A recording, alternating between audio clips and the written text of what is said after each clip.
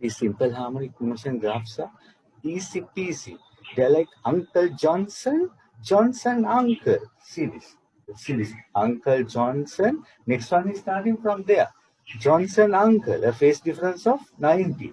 Uncle Johnson, Johnson Uncle. Again, Uncle Johnson. It's starting from Johnson Uncle. From there. It's a walk in the park. Okay, we'll check another set. See this. This is the displacement time graph.